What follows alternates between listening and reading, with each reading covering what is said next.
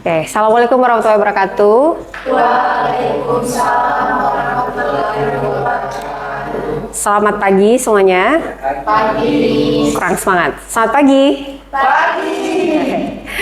Oke, jadi perkuliahan hari ini kita akan belajar mengenai bisnis internasional. Bisnis internasional ini salah satu mata kuliah di semester 4. Teman-teman akan mendapati mata kuliah ini diajarkan oleh saya, penanggung jawabnya. Jadi sebelum kita masuk ke isi daripada mata kuliahnya untuk pertemuan pertama, saya mau jelaskan dulu sedikit tentang kontrak kuliah ya. Nah, di kontrak kuliahnya yang pertama selalu mata kuliahnya dimulai tepat waktu ya. Jadi seperti yang teman-teman tahu, Miss selalu suka tepat waktu. Jadi kalau bisa 5 menit atau 10 menit sebelum mata kuliah sudah dalam kelas. Yang kedua adalah mahasiswa wajib mengambil dokumentasi foto. Ya, dokumentasi foto ini adalah bukti absensi di awal sama di akhir ya.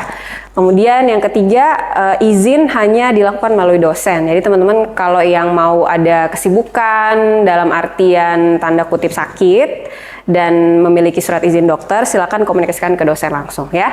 Jangan melalui ketua kelas karena nanti Valmes yang kasih nilai itu ya. Jadi harus langsung melalui Miss. Selanjutnya terkait dengan plagiarisme. Ini kan zaman sekarang mahasiswa itu sangat senang dengan internet ya. Ada beberapa mungkin yang sudah kenal dengan ChatGPT. Coba angkat tangan yang sudah kenal dengan ChatGPT. Senyum-senyum berarti tahu-tahu sedikit ini ya. Nah, jadi ChatGPT itu sekarang sudah ada detektornya. Jadi teman-teman yang menggunakan ChatGPT itu bisa ketahuan berapa persen plagiarismenya. Ya, jadi sebaiknya mahasiswa betul-betul dari analisis pribadi supaya lebih orisinal begitu hasil pemikirannya. Yang terakhir untuk syarat kelulusan ini ada beberapa penilaian ya. Yang pertama saya akan menilai nilai presentasi, termasuk presentasi studi kasus dan juga presentasi kelompok. Yang kedua adalah nilai UTS ya atau ujian tengah semester.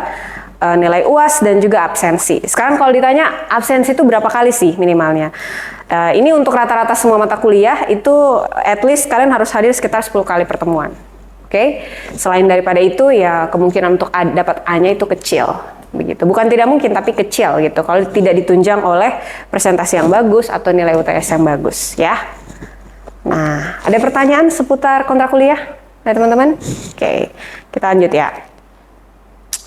Sekarang kenapa sih kita perlu belajar bisnis internasional sebagai anak hubungan internasional? Ada yang tahu? Mungkin mau berpendapat kenapa kita perlu belajar BI atau bisnis internasional? Kira-kira? Ya, silakan. Karena ada perdagangan internasional negara. Jadi karena negara juga menggunakan bisnis sebagai cara dalam mendapatkan pemasukan. Ya kan, kalian kan tahu ada ekspor, ada impor, ya kan? Kira-kira apa saja brand yang kalian pakai yang diimpor? Jam, correct. Apalagi? Handphone. Merek apa handphonenya? Ya, tergantung ya. Kalau Huawei atau Samsung atau iPhone, ada yang dari buatan Kanada, di lisensinya Kanada tapi dirakitnya di Cina, ada yang dibuat di Cina, diproduksinya di Batam, macam-macam gitu. Jadi tidak ada satupun produk di dunia ini yang hanya diproduksi oleh satu negara saja. Itu menariknya. Jadi kalau teman-teman pakai iPhone, bisa saja dia rakitan Cina tapi lisensi Kanada. Oke, jadi sekarang negara-negara itu sudah bekerja sama. Bagaimana caranya? Misalnya, contohnya, kalau kita bicara kualitas plastik, itu kan paling unggul dari Cina, betul ya? Maka untuk menghemat biaya produksi handphone, yang tadinya mereka harus impor dulu dari Cina ke Kanada, sekarang mereka langsung bikin pabrik iPhone di Cina. Sehingga itu menghemat biaya produksi, juga menghemat bahan-bahan. Gitu ya. Nah, jadi salah satu alasannya karena ada perdagangan. Ada lagi enggak kenapa kalian sebagai anak HI atau sebagai sarjana itu perlu untuk belajar bisnis internasional? Keahlian apa sih yang kita dapat dari bisnis internasional kira-kira? Ada yang dari cewek-cewek mungkin? Biasanya kalau orang jago berdagang itu pintar apa biasanya? Betul sekali. Jadi kita udah memahami bagaimana caranya kita bisa mungkin tidak lebih besar pasak daripada tiang. Tahu ya? Jadi kan tidak mungkin kita pemasukannya lebih sedikit daripada pengeluaran. Pengeluarannya terlalu banyak, pemasukannya sedikit. Dalam bisnis internasional, kita kan tujuannya adalah memasarkan produknya supaya mendapatkan keuntungan. Ya kan? Kalau anak HI berarti belajar bagaimana caranya mempromosikan komoditas daerah. untuk bisa mendapat pemasukan daerah, ya kan? Sekarang apa sih komoditas daerahnya di sini? Ada yang dari Sulawesi Utara? Ada. Angkat tangan yang dari Sulawesi Utara. Oke. Kira-kira komoditas apa yang menurut Adit khas Sulawesi Utara? Komoditas apa, produk apa yang khas Sulawesi Utara? Kalau menurut saya itu sagu mungkin. Sagu? Iya, oke. Apa lagi kalau teman-teman? Gorontalo mungkin? Milu Iya. atau jagung. Tidak ada yang tahu milu buat orang di sini ya. Jagung, oke. Corn. Ada lagi? Karawo, oke. Apa lagi kira-kira komoditas? Pohon kelapa. Nah, tadi ada macam-macam, tapi kayaknya kurang yang tahu bahwa Sulawesi bagian utara itu sangat bagus kualitas ikannya. Ya kan? Kita itu eksportir tuna terbesar di Sulawesi. 2 kota, 2 provinsi, Sulawesi Utara dan Provinsi Gorontalo. Karena kualitas tuna kita sudah digunakan oleh Jepang. Jadi beberapa perusahaan-perusahaan swasta penghasil tuna yang kerjasama dengan nelayan itu sudah mengekspor produk tunanya sampai ke Jepang. Jadi sushi sashimi di Jepang menggunakan tuna dari kita, dari Sulawesi Utara dan Gorontalo. Jadi dari situ kita belajar bagaimana caranya memasarkan sebuah produk biar high quality, kualitas internasional, ya kan? Nah, Miss punya cerita sedikit sebelum kita masuk. Waktu dulu di UK, saya pernah jalan-jalan ke stasiun-stasiun bola, Old Trafford dan sebagainya. Di dalam toko souvenirnya itu ada jersey. Saya tidak percaya waktu itu, seorang stand up comedy bilang bahwa di luar negeri itu kita biasa menemukan jersey asal Indonesia. Saya nggak percaya ya. Pada saat di sana saya lihat betul, ternyata kualitas jersey yang dipajang di sana untuk dibeli turisnya itu made in Indonesia. Sementara kalau kita di sini beli jersey made in apa biasanya? Cina, Vietnam kan paling seringnya. Ternyata kualitas ekspor Indonesia bagus, bukan untuk dinikmati oleh kita, tapi dinikmati oleh pasar internasional, begitu. Jadi di sini kita juga belajar bagaimana caranya supaya bisa memasarkan produk lokal menjadi kualitas internasional. Oke? Nah, terus ada globalisasi juga. Globalisasi itu ciri-cirinya seperti ini. Teman-teman sekarang sudah netizen ya, semuanya sudah familiar dengan internet, ya kan? Tidak ada yang tidak punya sosial media.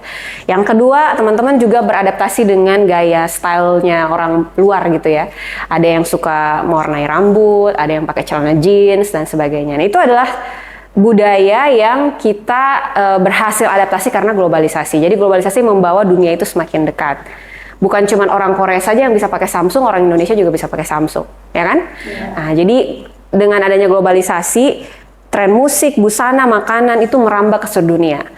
Yang suka girl band bukan cuma orang Korea saja, orang Indonesia juga suka K-pop. Drama Korea juga orang Indonesia suka, ya kan? Nah, itu adalah apa yang dibawa oleh globalisasi. Kalau ditanya globalisasi itu apa? Globalisasi itu adalah menghilangnya sekat-sekat negara sehingga kita jadi masyarakat internasional. Tidak ada lagi orang Korea cuma punya budaya Korea. Budaya Korea dinikmati oleh orang seluruh dunia gitu ya. Next, kita harus mengambil inspirasi dan belajar kesuksesan dan kegagalan dari perusahaan-perusahaan global. Ada enggak perusahaan yang menurut kalian itu sukses dulu tapi sekarang sudah bangkrut?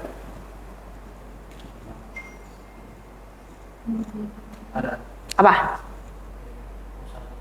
Betul sekali. Nokia, lihat nggak sekarang ada pengguna Nokia? Ya? Dulu Nokia itu merambah semua pasar, baik itu menengah ke atas, menengah dan menengah ke bawah. Ya kan? Nokia ada macam-macam bentuknya. Ada yang flip, ada yang QWERTY, ada macam-macam lah, ya kan? Nah, sekarang tidak ditemukan lagi Nokia. Apa yang terjadi dengan Nokia? Nokia itu gagal, bangkrut gitu. Ya kan? Jadi kita juga bisa belajar dari kegagalan. Kenapa sih perusahaan ini bisa gagal? Apa yang salah dari tata kelolanya, dari bisnisnya dan sebagainya, ya kan? Kita juga bisa belajar dari perusahaan yang sukses. Contoh perusahaan yang sukses apa?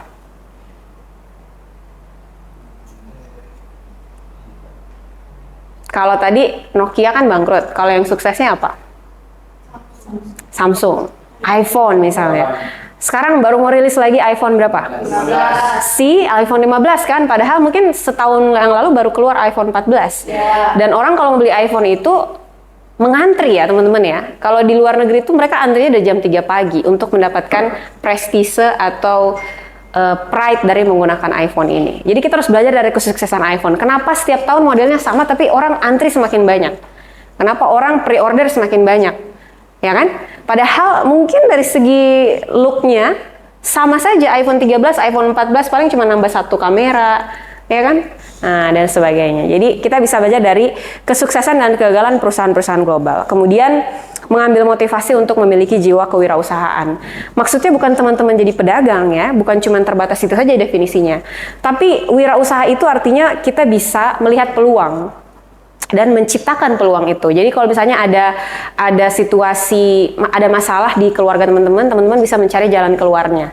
Itu adalah cara berpikir wirausaha. Karena selalu menemukan peluang di tengah masalah, ya. Kemudian menciptakan ide-ide baru, kreatif, itu semua jiwa kewirausahaan. Kreatif, inovatif itu wirausaha sekali, ya. Kemudian belajar strategi pemasaran, promosi sebuah barang dan jasa. Kenapa sih bisa ada iklan rokok tapi tidak menggunakan rokok di dalam iklannya, tapi terjual produknya? Selama ini kalian lihat iklan rokok, apakah ada rokok di dalamnya?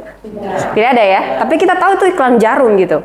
Jadi strategi marketing apa yang mereka lakukan sehingga mereka bisa memasarkan produknya tanpa harus capek-capek menunjukkan produk yang realnya. Karena itu bahaya juga kalau anak kecil lihat ada rokok di iklan, ya kan? Nah, gitu ya. Jadi itu alasan kenapa kita perlu belajar bisnis internasional. Nah, ini ada beberapa logo-logo. Nah, misalkan tanya nih, ya kira-kira berapa logo yang kalian tahu di layar? Oke, satu-satu dulu ya. Dari nah, kita giliran aja ya. Mungkin dari Tian dulu ke sini, terus habis itu ke sini. Oke? Nah, coba Tian berapa logo yang kamu tahu deh? Ada berapa? Dan apa saja?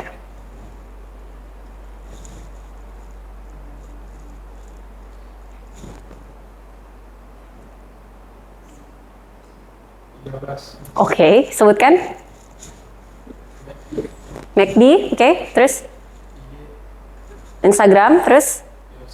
KFC, oke. Nike, terus? Dior, oke. Adidas, oke. YouTube, Samsung, Twitter, Toyota, oke. Kayaknya rata-rata tahu ya semuanya ya. Sekarang pertanyaannya Miss balik, ada nggak logo yang kalian tidak tahu apa ini? Produk apa ini? Yang mana? Ini? Kleenex. Oke, apa lagi? Ini Wii. Oke, apa lagi? Kodak. Nah, Kodak. Apa lagi? Hah? Virgin. Ini. Oke, apa lagi? Nih. IBM. Ini. Nah, oke. Terus apa lagi?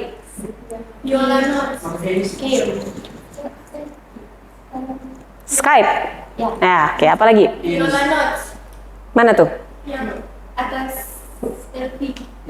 Oh, atas LV. Atas LV. Ini, oke. Terus? Ini tahu nggak? BMW ini. Nah, ini apa? Volkswagen.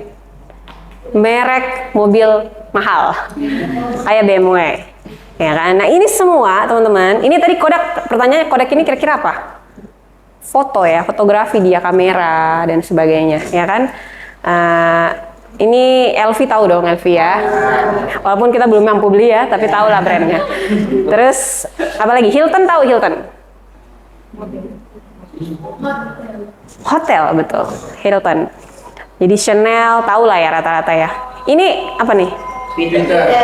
Tapi sekarang logonya udah beda. Jadi apa? X, betul. Ya, jadi ini adalah beberapa perusahaan yang mampu mempertahankan citranya atau beradaptasi. Misalnya, contohnya Twitter. Dia kan banyak sekali perubahan yang terjadi ya supaya tetap relevan. Pada saat Instagram masuk, ini sudah hampir mengalahkan popularitas Twitter. Cuma Twitter itu selalu beradaptasi bagaimana caranya dia supaya bisa tetap eksis. Ya, jadi kita bisa belajar di tengah persaingan bukan dengan menjatuhkan yang lain, tapi kita harus cari keunggulan kita supaya kita bisa tetap bertahan. Gitu ya. Instagram juga begitu. Instagram ini kan berubah logonya. Ini logo waktu kalian mungkin belum SMA ya. Ini logo lama sekali gitu. Logo pada saat cuma bisa foto saja, tidak bisa upload video dan sebagainya, apalagi story ya. Nah, jadi teman-teman bisa lihat bahwa perusahaan-perusahaan ini semuanya itu berasal dari perusahaan kecil, sangat kecil. Apple contohnya, Apple itu mulai dari garasi. Jadi dari garasi mobil, mereka kemudian programmer, begitu juga Facebook, sejarah Facebook juga sama.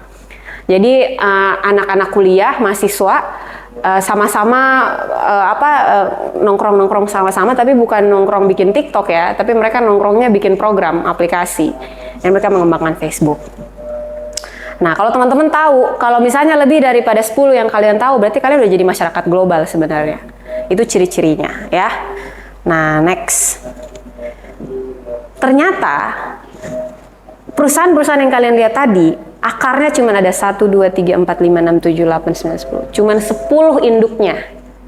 10 induk, tapi luar biasa banyak anak perusahaannya. Jadi, pada saat kalian, ini bisa nggak Miss Zoom ya? Contoh misalnya, Nescafe lah ya. Nah, Nescafe sama Oreo tuh perusahaan induknya Kraft. Jadi kalau Ngoni belanja Nescafe sama Oreo itu menyumbang pada perusahaan induk yang sama. Oke? Nah, banyak ya kayak gitu ya. Apalagi coba kita lihat. Nah, ini AW sama McD itu satu, sama Pepsi juga. Intinya tuh induk perusahaannya tuh sama gitu. Coca-Cola, Sprite, Fanta masuk dalam perusahaan Coca-Cola. Sama kayak strategi bisnis Indomaret dengan Alfamart. Yang Miss bilang juga Jeko dengan Britok. Sama, cuman ini lebih besar lagi. Teman-teman bisa lihat ada beberapa perusahaan yang sama induk perusahaannya ya. Unilever misalnya. Ada apa nih? Walls sama Magnum, Cornetto. Ya kan? Dove juga. Ya, jadi mulai dari kepala sampai apa yang kamu makan itu dia memproduksi semuanya. Oke, jadi kalian bisa lihat ternyata kita tidak bisa menghindari globalisasi. Kalau mau menghindari globalisasi, kita harus hidup di tengah hutan, tidak menggunakan handphone, tidak menggunakan pakaian, karena pakaian itu diimpor dari mana-mana, ya kan? Kecuali kalau memang kita tahu bahwa sumber dari kainnya, benangnya adalah dari petani di daerah gitu. Ini misalnya, mana contohnya lagi? Ya ini, Cheetos sama Lay's, sama juga dia PepsiCo. Kemudian Quaker juga, ya kan, sama ini juga Pepsi juga, gitu dan sebagainya. Jadi rata-rata perusahaan-perusahaan ini teman-teman menguasai hampir seluruh pasar modal. Nestle contohnya, Nestle teman-teman bisa lihat dari L'Oreal sampai KitKat dia produksi. Jadi setiap kali mau ngambil L'Oreal, dari pasangan harus KitKat supaya menguntungkan perusahaan yang sama, ya. Nah, ini adalah beberapa contoh yang bisa saya kasih mengenai bagaimana globalisasi membawa dampak juga bagi kesuksesan sebuah perusahaan global ya. Kita lanjut. Salah satu perusahaan global yang kalian pasti kenali di slide sebelumnya tadi adalah McD. Ya, McD itu deh setiap jam dia bisa buka 5 sampai 10 gerai di seluruh dunia. Setiap jam, bayangkan satu hari ada 24 jam. Kali saja ya. Nah, biasanya merek McD ini dia menggunakan istilah franchise. Teman-teman juga nanti akan belajar tentang franchise itu apa sih gitu. Ya kan? Apa itu franchise? Bagaimana bisa membangun franchise? Kalau contoh franchise di Indonesia itu Payakumbuh. Contoh rumah makan Padangnya seorang influencer ya kalau saya bilang, atau public figure Arif Muhammad ya. Tahu kan? Nah, dia punya restoran tuh Payakumbuh, dalam 1 tahun dia punya target membuka 24 cabang. Artinya dalam 1 bulan dia target buka 2 cabang. Dengan rasa dan kualitas yang sama, bentuk bangunan yang sama, kualitas yang sama, rasanya yang sama. Itu franchise. Jadi franchise kalau kalian makan McD di Indonesia dengan makan McD di Jepang, rasanya sama. Kemudian juga desain bangunannya kurang lebih mirip-mirip, atau warna yang digunakan, desain yang digunakan mirip. Hanya ada satu negara yang lagi-lagi kalian pasti sudah tahu persis ya, biasanya dia agak sedikit terisolasi ya, Korea Utara atau Korut, yang memang tidak menerima produk barat sama sekali. Dia nggak mau sama sekali menggunakan produk barat, walaupun presidennya, siapa presidennya? Kim Jong Un masih menggunakan produk Apple sebagai handphone. Nah, ada ini di sini, ada dualisme. Dia nggak mau masyarakatnya menikmati produk barat, tapi dia pakai Volkswagen, pakai BMW dan sebagainya untuk mobilnya dan sebagainya, ya. Nah, teman-teman bisa lihat bahwa kenapa anak HI belajar ini? Anak HI perlu tahu bahwa dengan adanya kebijakan internasional melalui perdagangan, ini mungkin terjadi. Ini nggak mungkin terjadi kalau negara-negara tidak bekerja sama untuk saling menerima perdagangan. Anak HI itu belajar bagaimana caranya menghilangkan batas-batas impor dan ekspor. Contoh misalnya begini, kalau kita mau mengimpor produk mengimpor produk dari, impor itu kan ke dalam, ekspor keluar ya. Impor produk dari Jepang ke Indonesia lebih mudah daripada ekspor produk Indonesia ke Jepang. Kenapa kira-kira? Lebih gampang orang Indonesia terima produk Jepang daripada orang Jepang terima produk Indonesia. Kenapa? Karena produk yang dari luar negeri itu lebih bagus daripada barang dari negeri Lokal. Nah, itu adalah asumsi atau prejudis yang terbangun sehingga biasanya kita cenderung lebih suka produk impor daripada produk lokal. Makanya muncul tagline-nya orang Indonesia apa? Cintailah produk-produk lokal, ya kan? Karena kita punya asumsi bahwa produk lokal itu pasti bagus kualitasnya. Siapa bilang? Cina itu tahun 2011 pernah digugat. Jadi perusahaan yang mengimpor mainan di Indonesia digugat karena ternyata mainan plastik yang diproduksi oleh Cina mengandung kadar beracun dan itu korbannya anak-anak Indonesia yang beli. Karena mainan asal Cina itu kan murah, ya kan? Plastiknya kan murah ya. Nah, jadi ternyata pada saat diteliti mengandung macam-macam kadar-kadar yang agak beracun sehingga mempengaruhi kualitas kesehatan anak-anak gitu. Jadi tidak selamanya produk luar negeri itu bagus kualitasnya. Oke, kadang-kadang lebih high quality punya kita juga. Jadi bagaimana caranya sebagai anak HI bisa melihat peluang di daerah masing-masing, dari Sulawesi Utara, di Sulawesi Tengah. Apa kira-kira cara yang bisa kita buat kerjasama dengan pemerintah daerah supaya bisa produk-produk lokal itu bisa seperti ini trennya. Ini bukan hanya McD itu perusahaan asal Amerika, tapi sekarang lihat dia sudah di mana-mana. Ya, kayak begitu. Oke, next. Nah, ini sebenarnya ada video, tapi coba ya. Oke. Ada nggak suaranya dia deh?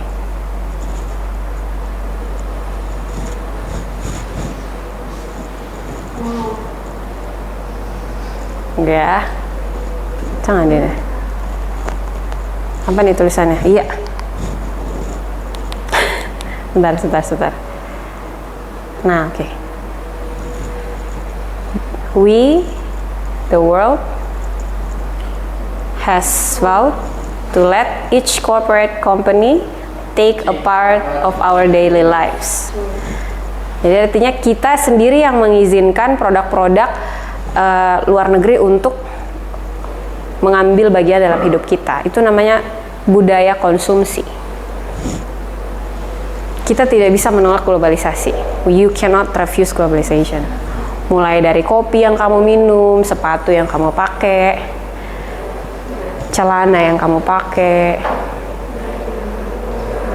ban mobil yang kamu pakai, tempat kamu bekerja mungkin, atau perusahaan tempat keluarga kamu bekerja, kamu makannya di mana, sampai menonton. Ada yang suka Star Wars di sini? Oh, biasa generasi ini sudah tidak tahu Star Wars itu apa ya. Batman, kemarin kan nonton ya, Batman. Nah, kita mengkonsumsi produk-produk dari luar gitu. You are living it. Kamu sudah menghidupi globalisasi, sudah hidup di dalam globalisasi itu sendiri. Gitu. Jadi, kalau ada yang bilang, saya anti globalisasi. Apakah kamu sanggup bertahan tanpa produk-produk yang selama ini mendukung kamu sebenarnya, memudahkan kehidupan? Mungkin kita menolak budaya konsumtifnya ya, artinya kalau mau makan harus di McD, harus di KFC, saya alergi sama produk yang lain. Kalau handphone saya harus Apple, kalau Android saya alergi misalnya, itu yang salah. Oke, bukan prinsip menggunakannya, tapi prinsip bahwa kita itu harus terus mengikuti tren dan menjadi konsumen dari tren, atau FOMO. Tahu FOMO? Fear of missing out, ya kan? Nah, jadi jangan jadi FOMO. Ini globalisasi. Globalisasi itu terdiri dari dua kata. Ini dari bahasa Inggris asalnya. Globalization. Global artinya mendunia, lisation artinya proses. Jadi pada intinya proses mendunia di mana setiap orang itu tidak terikat lagi oleh negara atau wilayah dan setiap individu dapat terhubung, bertukar informasi dimanapun dan kapanpun. Real time, kamu punya teman orang Hawaii mungkin, kamu bisa chat dia sekarang, dia bisa terima sekarang juga. Kalau zaman dulu harus pakai surat. Ya, kalau surat itu butuh waktu, apalagi kalau ke luar negeri mungkin 2-3 minggu, ya kan? Nah, jadi teman-teman bisa lihat bahwa globalisasi itu mempercepat kemajuan peradaban. Nah, ya. Jadi kira-kira seperti itu. Oke. Nah, kita lanjut. Nah, ini globalisasi adalah percepatan interaksi dan integrasi orang-orang, perusahaan, dan pemerintah dari negara yang berbeda. Jadi, pertukaran informasi, pertukaran data, dan juga bahkan mobilitas atau pertukaran orangnya. Misalnya, Adit ini kan didatangkan dari Sulawesi Utara, ya. Berarti kamu mobilisasi dari Sulawesi Utara ke Provinsi Gorontalo. Nah, begitu juga dengan globalisasi, cuma bedanya kalau globalisasi itu lebih mendunia lagi, artinya batas-batas antara wilayah negara. Kayak mungkin pada saat seminar internasional nanti kita akan menyambut beberapa pembicara dari luar negeri, ya kan? Nanti Miss berharap kalian jadi LO-nya yang akan menemani setiap pembicara yang datang. Saya dari Brazil, ada yang dari ini, itu didampingi begitu. Oke. Nah, ini adalah dua aspek globalisasi, teman-teman. Ada aspek fisiknya, contoh misalnya, kalau kalian duduk di jok mobil, kulitnya dari mana? Itu aspek fisik. Ada juga aspek lisensi. Misalnya produk ini mereknya BMW misalnya. Nah, sekarang pertanyaannya, kalian itu beli produk lihat dari kualitas fisik atau kualitas atau nama brandnya? Ayo, ada yang mau berpendapat? Jelaskan kenapa. Jujur ya, kamu tuh beli sesuatu karena mereknya atau karena kualitasnya? Menurut saya itu dilihat dari mereknya. Karena kalau jika mereknya itu sudah besar, kemungkinan barangnya juga kualitasnya bagus. Oke, good thinking. Ada lagi teman-teman? Ada yang belanja karena kualitasnya, bukan karena mereknya? Ada? Sebenarnya pasti ada, ya nggak sih? Kan nggak mungkin tiap hari, tiap saat kita beli barang-barang bermerek terus, ya kan? Kadang-kadang kita lebih nyaman menggunakan barang yang tidak ada mereknya, gitu kan, daripada pakai barang yang ada mereknya tapi KW, ya kan? Nah, jadi teman-teman ada dua aspek. Kadang-kadang sebuah produk itu saking sudah bagus nama brandnya, dia mau jual apapun itu pasti laku, tanpa harus mempertimbangkan kualitas, ya. Nah, jadi itulah yang terjadi di produk-produk ini. Kayak contoh, Apple mau jual berbagai produk, AirPod itu kan diragukan ya, karena sangat tidak ekonomis, kan orang kalau nempel begitu bisa tiba-tiba jatuh, hilang, baru harganya juga luar biasa mahal, jadi sebenarnya tidak ekonomis, tapi karena dijualnya oleh Apple maka dibeli oleh konsumen. Kalian ingat pada saat AirPod itu awal-awal masuk, kan sangat, wih, ini sekali, ini mewah, ya kan? Ada asumsi seperti itu, padahal nggak juga, dia sama fungsinya seperti headset yang kalian pakai sebelumnya, yang ada talinya itu, ya kan? Ada kabelnya. Nah, gitu. Jadi ada dua aspek globalisasi. Pertama adalah aspek fisiknya dari kulitnya, kulit joknya itu yang buat mungkin Jawa Timur, ya kan? Kalian kan tidak tahu pengrajin kulit paling bagus di Indonesia itu dari Jawa Timur. Kemudian plastiknya dari mana, ya, karetnya dari mana. Nah, itu ada aspek-aspek yang mendukung sebuah produk. Jadi kalau ditanya BMW itu buatan mana, atau mungkin Volkswagen itu buatan mana gitu ya, sebenarnya bisa dibilang buatan banyak negara. Karena walaupun lisensinya dari satu negara, katakanlah Jerman, tapi produk itu dirakit menggunakan bahan-bahan dari berbagai negara. Dia nggak akan bisa jadi mobil seperti Lamborghini kalau dia nggak pakai kualitas jok terbaik, yaitu berasal dari luar negaranya gitu. Ya kan, mungkin aja kualitas-kualitas yang mereka pakai adalah dari luar negeri. Contoh yang Miss bilang tadi di Old Trafford, jersey yang digunakan di jersey yang dijual di Old Trafford di Inggris itu jersey orang Indonesia, made in Indonesia gitu.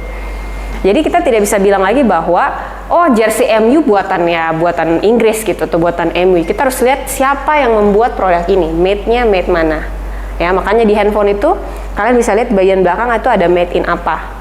Made in, walaupun produknya produk Apple atau Samsung, bisa aja made-nya made in negara lain. Ya, bukan berarti barangnya palsu, bukan. Tapi memang begitulah cara kerja bisnis internasional sekarang. Ya, jadi kalau ada yang salah paham nanti kalian bisa menjelaskan. Nah, misalnya begitu ibu-ibu ya atau tetangga misalnya kayak, aduh palsu ini karena made-nya mungkin made in apa, made in Cina biasanya lebih banyak ya. Karena Cina itu banyak sekali pabrik-pabrik di sana deh. Salah satu negara dengan pabrik terbanyak itu adalah Cina. Ini sudah jelaskan penduduknya hampir 5 miliar gitu ya, 3 miliar dan sebagainya. Nah, yang menarik adalah di Cina itu buruh dibayar murah karena orang itu butuh pekerjaan. Jadi kalau kalian mau bikin pabrik, bikinnya di Cina. Karena buruhnya murah, ya kan? Nah, kalau buruh murah, berarti kita bisa jual produknya, baru keuntungan lebih banyak karena bayar gaji bos sedikit. Itu cara berpikirnya perusahaan-perusahaan besar sampai kenapa mereka mau buka pabrik di Cina atau di Indonesia. Nike, pabriknya di Indonesia, Nike, di Jawa. Kenapa? Karena buruh Indonesia tuh murah, gitu. Lihat bahwa untuk bisa mempelajari bisnis internasional, kita perlu juga kemampuan berpikir kritis, teman-teman. Karena tidak semua informasi itu betul. Ya, kan kalian sering bilang ada telur plastik di WhatsApp tuh biasanya kan. Ada apa lagi? Berita informasi yang aneh-aneh. Ada misalnya ada beras palsu, beras plastik. Baru kalau mau menyembuhkan kanker pakai pakai magnet misalnya, macam-macam gitu informasi di sosial media itu ya. Kadang-kadang bahkan kita sendiri mungkin yang mahasiswa jadi meragukan, emang betul ya gitu ya. Makanya kenapa pada saat kita belajar bisnis internasional salah satu submateri adalah berpikir kritis. Berpikir kritis itu dia bertanya 5W1H. Apa tuh 5W1H? When, how. Jadi what dulu dari tingkatan paling atasnya what, apa, terus apa, siapa dulu, who, terus when, kapan, terus where dulu, di mana, terus why, kenapa, dan yang terakhir how. Jadi harus cari dulu itu dalam suatu fenomena tuh ada nggak 5W1H-nya, jelas nggak? Baru orientasinya pada pemecahan masalah. Kalau teman-teman baca kasusnya Nokia, kalau orientasinya tidak pada solusi, yaduh bisa stres, depresi dengar kasus Nokia itu. Karena Nokia itu dia adalah sebuah perusahaan sangat besar dulu, tapi sekarang dia dikalahkan oleh junior-juniornya, perusahaan-perusahaan yang mungkin baru muncul 10-15 tahun ke belakang, gitu ya. Nah, kemudian kita harus lihat juga analisisnya mulai dari input, proses, output, outcome. Begitu juga dengan bisnis internasional. Inputnya apa? Ya kan, input itu bisa berarti siapa yang mengerjakan SDM-nya atau kualitas bahannya, ya kan? Itu kan menentukan, ya kan? Kemudian diproses di mana? Apakah diprosesnya menggunakan SOP atau diprosesnya terserah gitu. Contoh ya, yang masih dalam kategori terserah itu UMKM. UMKM itu kan belum ada SOP, tidak sama dengan McD ya. Kalau UMKM itu kan kadang-kadang diperasa kok bisa beda dari yang kemarin ya. Kayaknya yang kemarin tuh hari ini lebih, itu belum ada SOP. Supaya bisa mengikuti bisnis-bisnis yang besar ini, kita perlu SOP. Rasanya tuh harus sama. Setiap kali disajikan, temperaturnya dan juga rasanya tuh harus sama, nggak boleh beda. Ya, output luaran dan outcome dampak. Oke. Baru kalau kalian mau bicara soal bisnis internasional, perlu juga menggunakan teori ataupun pendapat para ahli. Memang ada dulu, ini selalu tahu bahwa anak SMA ini sangat dulu tuh kalau waktu jadi anak SMA, Miss merasa kalau belajar teori itu kayaknya membosankan. Tapi ternyata teori itu membantu kita menjelaskan sesuatu. Ya, kalau kita tidak tahu alasannya kenapa, kita lihat teorinya. Oh, teorinya bilang begini. Oh, berarti sebabnya ini, begitu. Ya, jadi lebih gampang kita menjelaskan sesuatu. Oke. Ini adalah sebuah kota di Jepang. Apa dia kotanya? Hiroshima. Hiroshima tahun 1945. Ini Hiroshima tahun. Apa yang terjadi di Jepang tahun 1945? Perang Dunia Kedua. Betul. Pengeboman atom. Jepang dibom atom di 2 kota. Di mana? Di mana? Betul, di Hiroshima dan Nagasaki. Ini adalah kota Hiroshima. Jadi Nagasaki itu pusat ekonomi, Hiroshima adalah pusat militer. Jadi yang dihancurkan ini adalah pusat militer Jepang. Kan kalau dalam HI kita percaya negara bisa maju kalau ekonominya kuat, militernya kuat. Kalau cuma ekonominya saja, militernya tidak kuat, dia pasti diserang dari luar. Kalau misalnya cuma militernya yang kuat, ekonominya yang lemah, dia hancur dari dalam. Masyarakatnya menderita, kelaparan, dan akhirnya mati, meninggal dunia gitu ya. Nah, jadi Hiroshima ini teman-teman, sekarang saya mau teman-teman mengamati yang di depan ini, apa kira-kira perbedaan yang kalian bisa simpulkan dari tahun 1945 sampai tahun 2020, ini sebelum pandemi nih. Kira-kira apa perbedaannya? Infrastruktur. Infrastruktur. Terus? Apa lagi?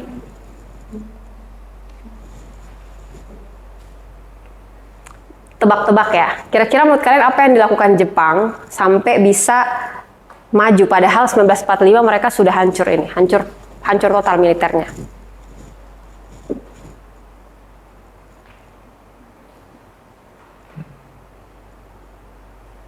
Apa dulu kira-kira?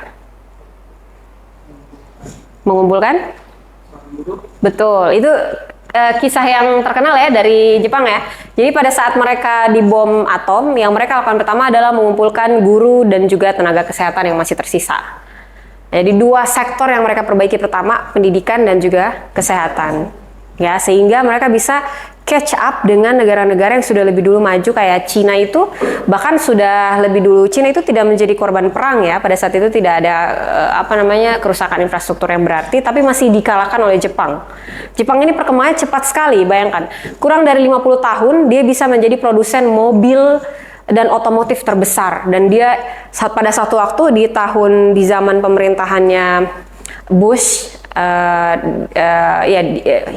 kayaknya Bill Clinton gitu ya, US masih dipimpin oleh Clinton. Nah, dia merasa Jepang ini mengancam ekonomi Amerika. Kenapa? Karena Jepang itu mampu merajai pasar otomotif di Amerika. Jadi rata-rata mobil yang dipakai orang Amerika mobil buatan Jepang. Jadi mereka merasa terancam, akhirnya hampir juga berkonflik antara Jepang dengan Amerika hanya gara-gara ekonomi saja gitu. Makanya produk-produk Jepang pada saat itu dibatasi.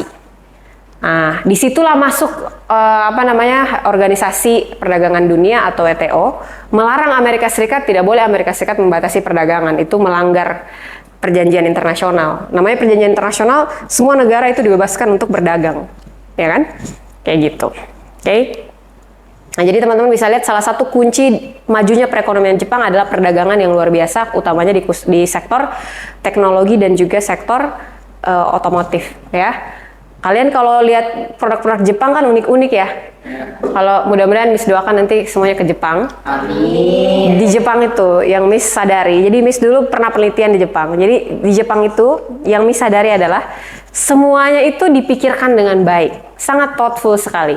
Contoh, mie atau makanan. Makanan kan ada yang dijual di vending machine ya.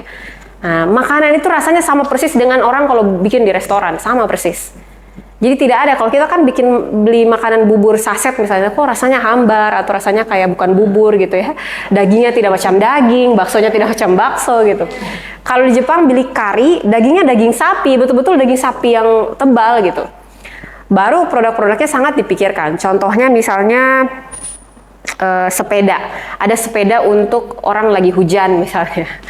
Baru tempat cuci piring di dalam rumah yang kayak microwave itu baru tenaga listriknya tidak buang-buang uang gitu. Maksudnya wattnya tidak terlalu tinggi sehingga dia bisa pakai. Kalau di sini kan mau kasih menyala AC, kasih menyala TV, saya menyala kipas angin, langsung tiba-tiba mati semua.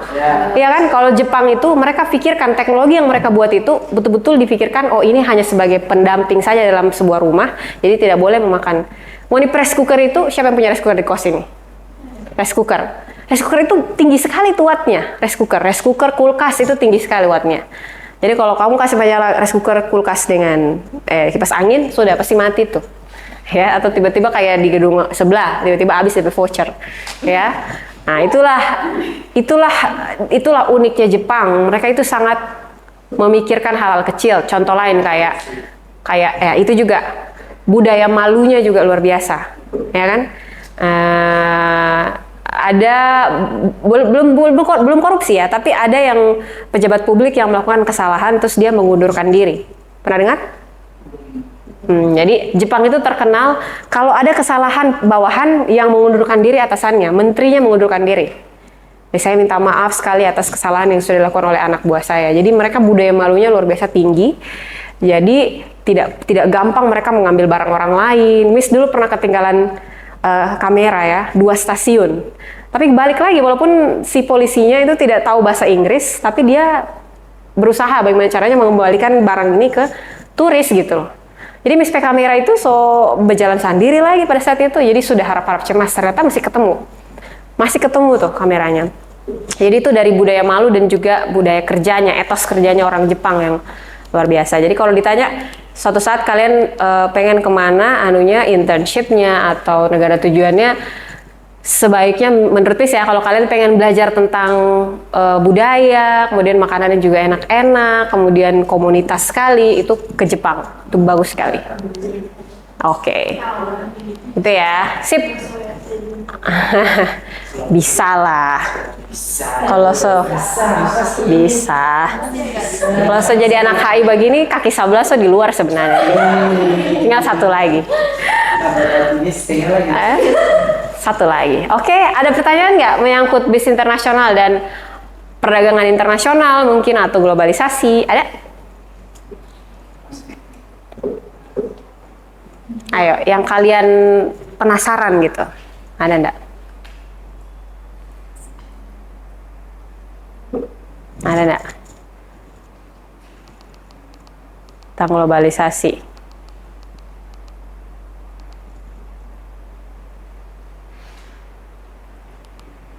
Ayo, ada enggak?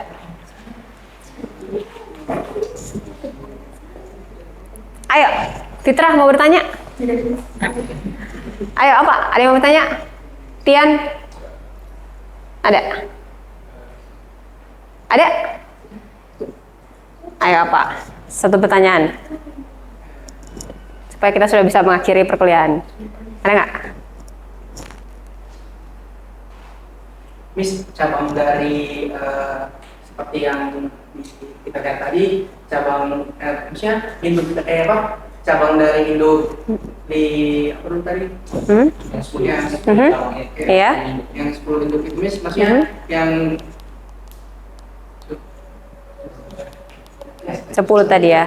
Ntar, nih. Ya. Yang mereka yang jadi cabangnya itu, mereka itu tahu bahwa induknya itu Nestle seperti Kraft atau Coca-Cola. Menarik ini. Ada yang tahu, ada juga yang tidak. Saking panjangnya supply chain. Supply chain itu rantai produksi global atau rantai supply global, rantai distribusi global. Saking panjangnya, dari Kraft ke sini tuh panjang sekali. Ada perantaranya, ada distributornya, ada suppliernya, ada ininya, ada manajer wilayahnya, ada manajer negaranya, ada manajer kawasannya gitu. Bisa jadi orang kamu kalau kerja di Nescafe mungkin saja kamu tidak tahu bahwa induk perusahaan kamu itu Kraft, kecuali kamu mau tahu secara aktif ya, kayak gitu. Jadi kita akan menemukan data ini dari mana? Ini biasanya data-data investigasi yang kalau betul-betul ditelusuri hubungannya. Ini kan semua perusahaan terbuka ya, jadi biasanya saham. Misalnya saham terbesar dari Nescafe dimiliki oleh Kraft. Kayak gitu. Bukan berarti Nescafe hanya punya Kraft ya, tidak juga. Tapi pemegang saham tertinggi di dalam perusahaan. Kalau sebuah perusahaan itu kan kalau terbuka, artinya saham itu misalnya begini. Misalnya Valmes kuasai 70% dari saham. Maka 70% kekuasaannya di dalam perusahaan itu menentukan siapa yang akan jadi CEO atau direktur, memecat orang atau mengganti aturan, itu dia punya 70% suara pada saat memutuskan. Ya, kayak gitu. Yang menarik itu adalah produksi ini, diamond, tahu nggak diamond apa ya? Berlian. Berlian. Menurut kalian kenapa berlian itu harganya mahal? Ada lagi? Kualitas? Oke. Ada lagi satu. Berlian, apa lagi ya? Selain diamond. Nah, kalau emas memang prosesnya kita tahu. Emas itu kan di apa? Digali, ditambang kan? Dibersihkan. Miss mau tanya, kalau berlian caranya diambil bagaimana? Mutiara berlian beda lagi, beda produknya, 2 produk yang beda. Kamu nggak apa ya? Ayo, berlian. Bagaimana cara? Kalian harus tahu kenapa sebuah produk itu mahal sekali harganya. Karena susah untuk dilihat habis. Tapi di mana asalnya? Di tempat di kutub begitu. Oke, menarik ini ya. Sudah termasuk isu-isu konspirasi kayaknya ini Adit ya. Tapi kalau berlian itu alasannya sesederhana, perusahaan induknya membatasi jumlah supply di setiap toko atau di setiap negara. Jadi dia sudah punya berlian yang luar biasa banyak, baru dia distribusi begitu supaya langka. Kalau semakin langka barang berarti semakin mahal. Jadi kalau kamu punya perusahaan induk, kamu bisa mengatur supply dari produk tersebut. Itu makanya berlian itu mudah sebenarnya untuk banyak sebenarnya dia. Cuman karena misalnya sudah masuk ke toko emas Frank & Co misalnya, kamu kan udah lihat brandnya, oh Frank & Co ini, padahal sama-sama berlian. Kecuali kalau emas itu kan dilihat dari gramnya, iya kan? Nah, emas itu dilihat dari gramnya karena memang membutuhkan usaha untuk mendapatkan begitu. Kalau berlian itu nggak juga sebenarnya, cuman karena induk perusahaannya mengontrol supply di setiap negara. Indonesia kasih jual 5. Bayangkan 5 itu diperebutkan oleh orang-orang kelas atas yang pengen punya berlian. Semakin mahal lah dia. Itu yang digunakan oleh LV contohnya. Kalau kamu belanja di Louis Vuitton itu, kalian harus tidak boleh datang ke kayak mau pergi di Indomaret, datang saja baru pilih, nggak bisa. Kalian itu harus dipanggil, diundang. Misalnya, Rinda, kamu tahun ini masuk sebagai salah satu kandidat bisa membeli gitu. Jadi diundang itu, yang calon pembelinya diundang ke dalam tokonya, kemudian dijejarkan tasnya, cuman bisa beli satu, setiap tahun cuma bisa beli satu, dibatasi. Jadi kan ada prestise ya. Iya kan? Makanya banyak bermunculan yang palsu. Kenapa? Susah sekali memang dapat jaring yang asli itu. Dan dia semakin dikontrol begitu, semakin prestis begitu, orang semakin berani bayar mahal. Ya kan? Ya. Nah itu sebenarnya logika dalam menjual sesuatu, memasarkan sesuatu. Semakin dia kita buat langka, semakin banyak yang cari, semakin tinggi harganya. Gitu. Jadi tidak selamanya sebuah barang itu karena memang kualitasnya bagus, memang susah dicari, bisa menjadi mahal. Kadang-kadang karena dibuat langka saja, secara sengaja dibatasi jumlahnya sehingga harganya tinggi. Kayak minyak misalnya, kenapa harga BBM itu bisa tinggi? Karena distribusi minyak yang turun secara global kan, perang antara Rusia dengan Ukraina sehingga kilang-kilang minyaknya jadi dibom, hancur, maka distribusi minyak dari sana ke sini berkurang kan? Nah, karena berkurang maka harganya naik. Gitu. Jadi kalau ditanya apa alasan harga BBM di Indonesia naik, salah satunya karena itu, biasanya fenomena global. Kan orang Indonesia ini banyak, 200 juta. Tidak cukup lah minyak dari Indonesia untuk mencukupi semua kebutuhan pabrik, manusia gitu. Jadi kita harus belanja daripada luar negeri. Kalau luar negeri terhambat kan pasti produksi minyaknya juga kurang yang kita terima, sehingga harganya naik begitu. Oke? Sip.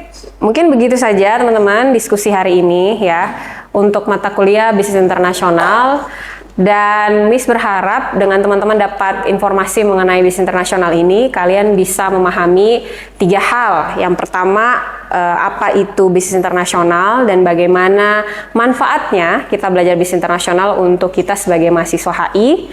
Yang kedua, kita bisa belajar inspirasi dari kesuksesan dan juga kegagalan dari sebuah perusahaan global. Dan yang ketiga, kita bisa mengetahui bagaimana bisa memanfaatkan sisi baik daripada globalisasi dan menghindari sisi buruk daripada globalisasi.